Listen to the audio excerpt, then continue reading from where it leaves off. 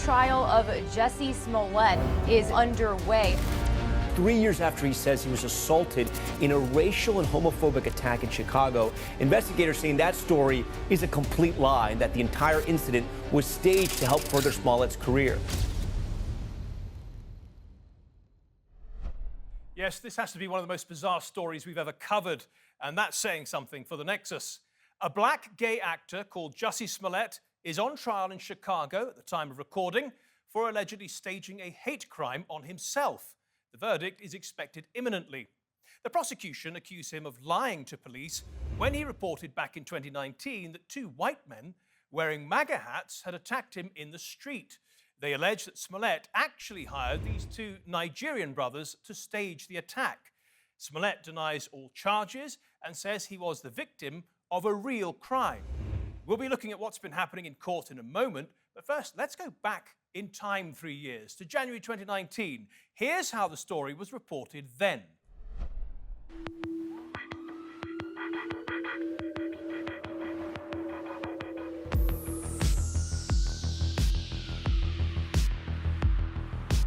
As I was crossing the intersection, I heard Empire, and I didn't answer. I kept walking, and then I heard Empire, and then I see the attacker masked, and he said, "This MAGA country," punches me right in the face.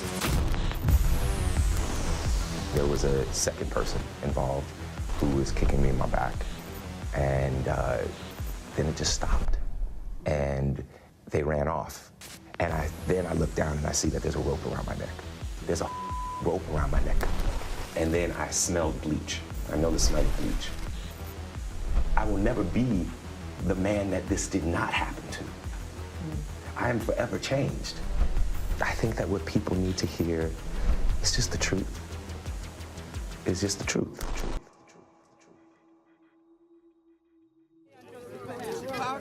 At 5 a.m. this morning, defendant Smollett was placed into custody at the Area Central Police Headquarters.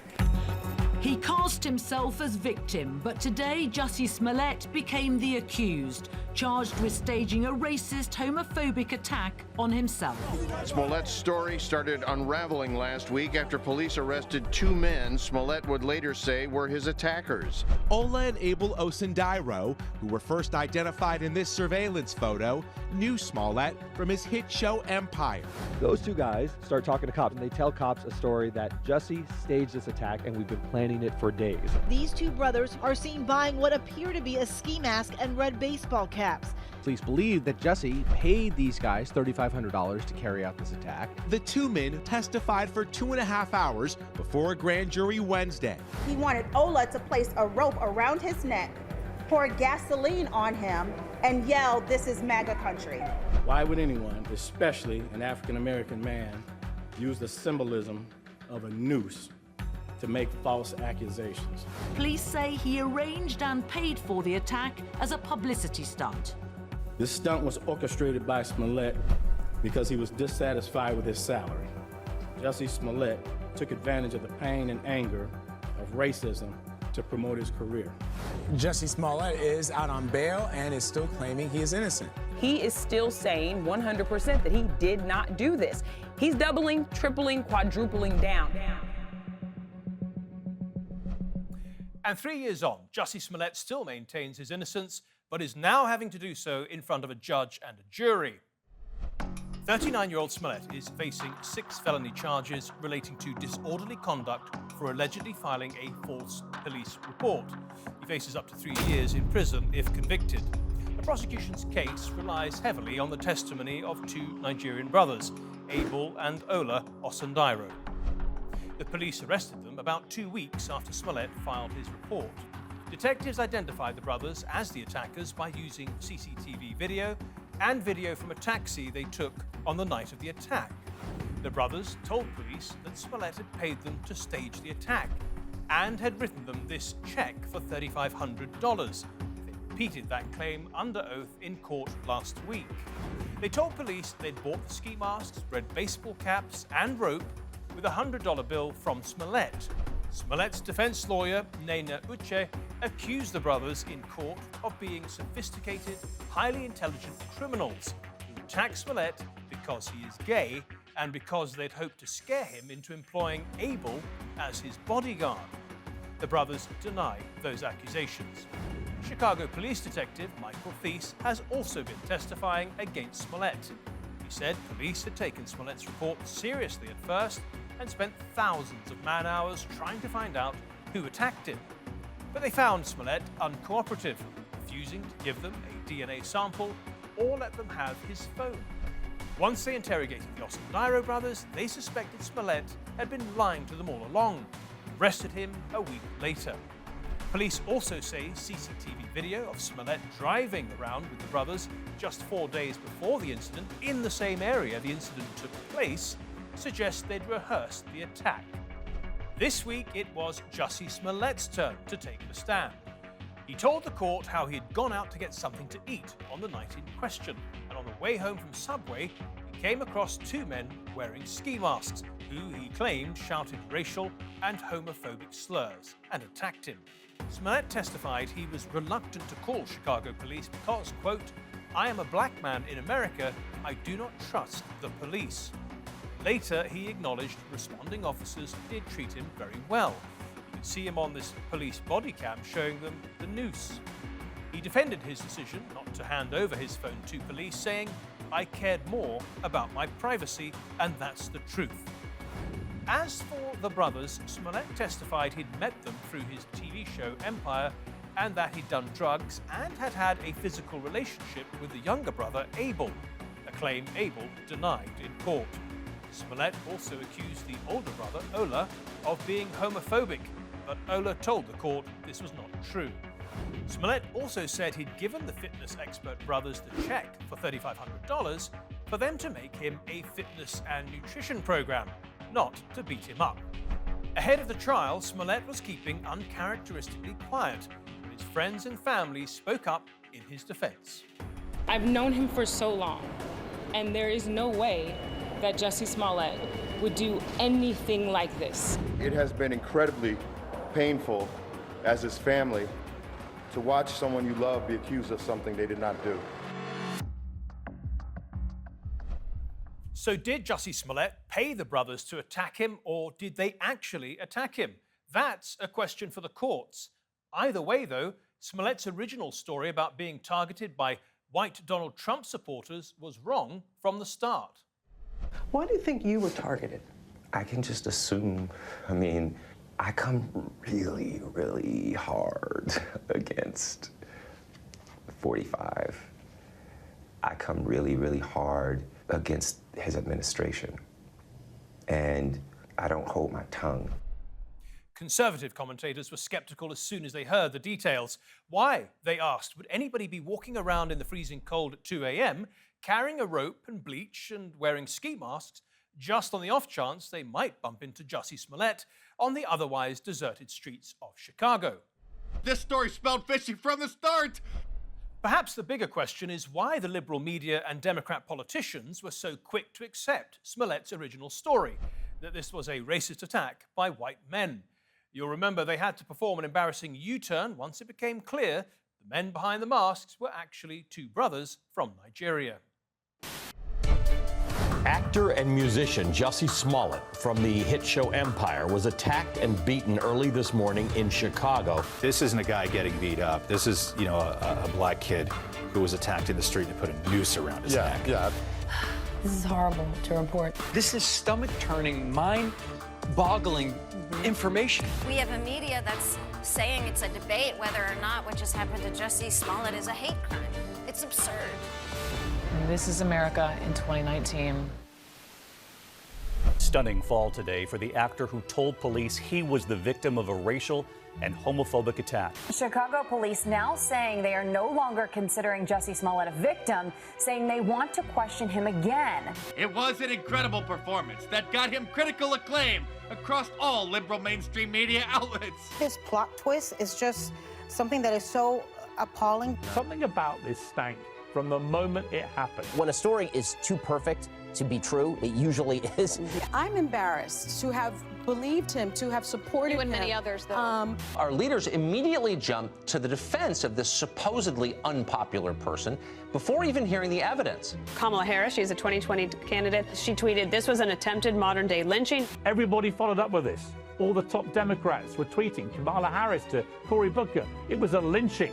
Of course, it's obviously the real problem here is that the media has allowed him to get away with it. So how did the media get this one so wrong? They wanted to believe it. Yeah. They want to believe stories like this. Anything that comes out that they can use to malign anybody who supports the president or the president himself is gold to them.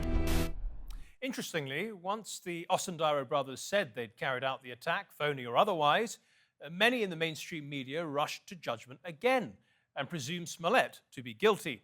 Satirical shows which had supported him then ridiculed him. I need to find a MAGA Trump supporter and get him to beat me up in the streets. And then I'll make more money. But you see, where would you find Trump supporters willing to participate in this risky scheme? I'm looking at him right now. Well, there are so many angles to this story, so without further ado, let's bring in our panel. On the top left there, we have Lakai Vinson, a lawyer and Democratic strategist. Brian Levin is a professor of criminal justice and an expert in the study of hate and extremism. To the right, we have Wilfred Riley, a professor of political science and author of Hate Crime Hoax. And finally, Brandon Tatum is a former police officer turned conservative media commentator. Now, we are in a bit of a tight spot. We thought that the trial would have wrapped up by now and we would have a verdict. Turns out it's going to take a little longer, so we can't comment on whether Jussie Smollett is innocent or guilty. But what we can talk about is the media and politicians' reaction to Jussie Smollett's original story. Brian, why is it, do you think, that the liberal media in particular and Democrat politicians in particular absolutely believed and went in with that story that Jussie Smollett originally told, that he was attacked by two white MAGA supporters? Well, a couple of reasons. First of all, in the United States, we generally listen to victims when they report things like rapes or hate crime. Of course, sometimes there are instances where people are downright liars. But the story itself was crafted by someone who knew what button to push. And indeed, we had seen hundreds of instances, as enumerated by Will Carlos, who then with Revealed News, of harassments and actual crimes where MAGA or Trump was in fact mentioned. In fact, the day after Election Day 2016 was the highest day for FBI-reported hate crime in 13 years. So when we see politics and some hot buttons and an actor who played with folks' emotions, that's why I think people believed it. Wilfred, given the circumstances, it perhaps wasn't such a problem that the media and the politicians had the reaction they did. Yeah, I mean, I think Brian's point is good from sort of a, purely technical victim approach sense, but you also can't deny biases in much of the U.S. media. I mean, we've known since Pew in 2004, the U.S. media is about 7% conservative, the rest liberal and left-leaning moderate. We've seen narratives like this from, for example, Black Lives Matter presented as fact very, very frequently. We've seen this specifically in the arena of hate crimes. This isn't alone, or let's say hate incidents, but many of these high-profile stories, if you're talking about Covington Catholic, Bubba Wallace, Erica Thomas, Grand Rapids, where a beautiful little black girl said she was urinated on by white men, so on down the line, the media's jumped on every one of these stories. This isn't the fault of law enforcement. This is something the media did, made every one of these into major narratives, and they frankly turned out to be false. And that's true, last sentence, with a lot of this narrative more broadly. A Skeptic Research Center, the consultancy, recently found that the average American who identifies as very liberal thinks that, quote, about 1,000 unarmed black men are gunned down by the police every year. And that can't not be due to media effects. The real number for those interested last year was 17. Lakai, you're a lawyer and a Democrat. Do you think that people like Kamala Harris and Cory Booker were irresponsible to comment on the incident without knowing the facts? Well, I wouldn't conclude that they were irresponsible. I agree with Brian's position that as individuals, we believe that people are inherently good, and especially when we talk about victims, those that allegedly have been the victim of a specific crime, and more specifically, hate crimes, because we know the history in America. So when you see these politicians that make comments, I don't necessarily think it's irresponsible, but it's based on a history of hate crimes such as the Jussie Smollett and what he alleged happened existing. Isn't that a very good reason then to be measured and careful?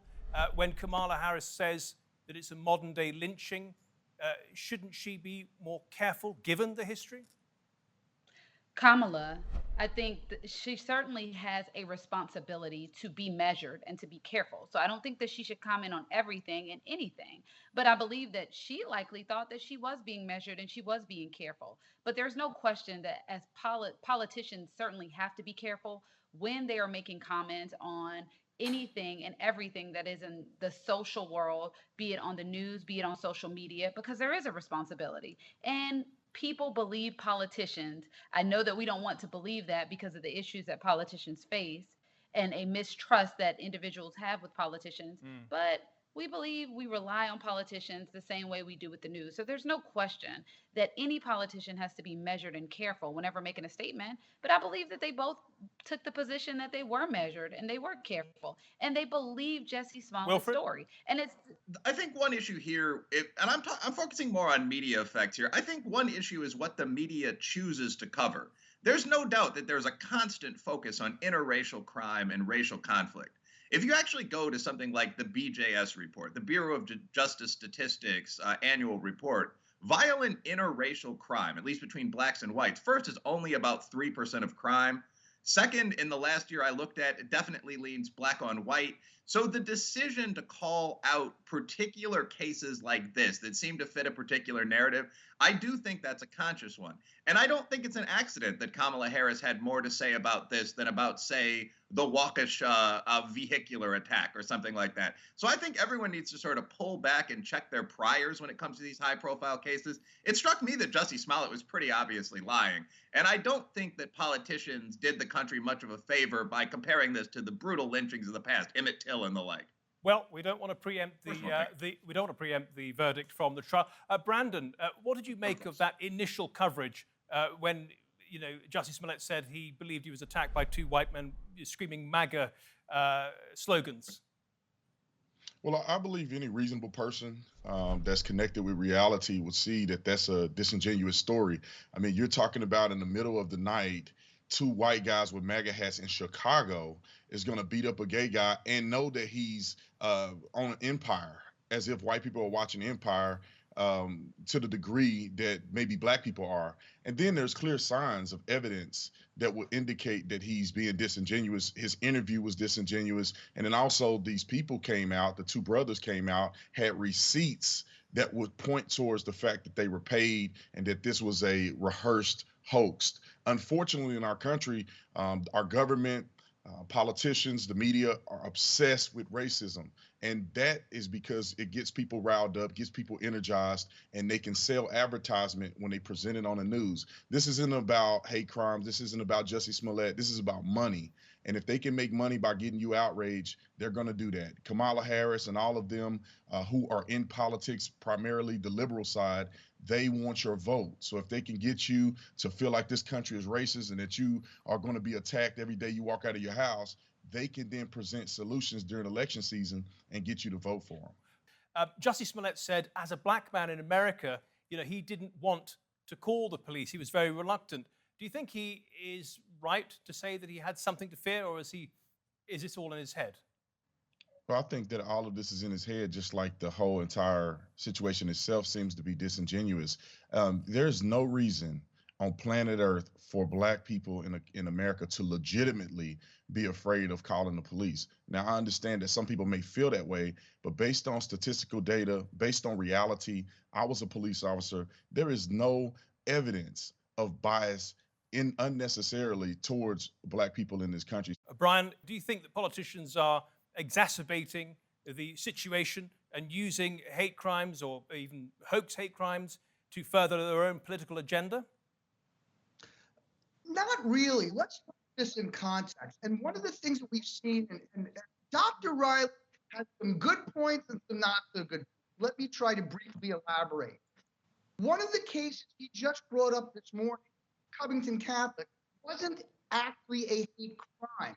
So one of the things that I have an issue with is the conflation of non-criminal incidents which aren't reported to police at all with actual crimes. And when we look at the actual crimes, when we looked at it, some of the cases Dr. Riley brought up, there were 64 cases of falsely reported criminal hate crime act to police from 2016 to 2018 for college administrators out of 20,400.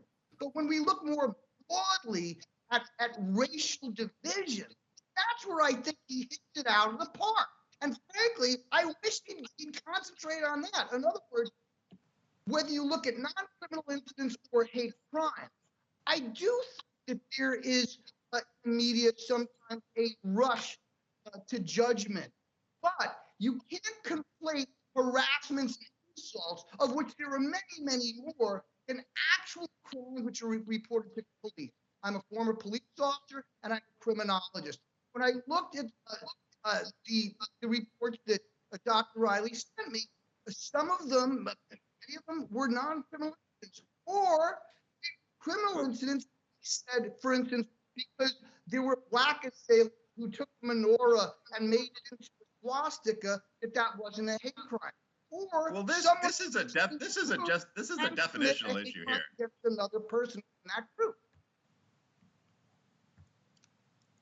Yeah, so to respond to that, I don't know if that's the exact pattern of what we're discussing, but there's almost a definitional issue here where I believe Dr. Levin is defining a hate crime hoax as an incident where a hate crime is reported to the police and then later defined by that same department as having been a false accusation perpetrated by the individual who originally claimed to be the victim. I have a broader definition, and there's a data set of about 1,000 incidents that were nationally reported. Police reports about 90% of these cases, universally described as incidents of hate, generally against minority individuals, where that turned out not to be true. Wilfred, can I just bring this up to date? And a lot of people described the Kyle Rittenhouse event, if you like, incident, as him perpetrating a hate crime.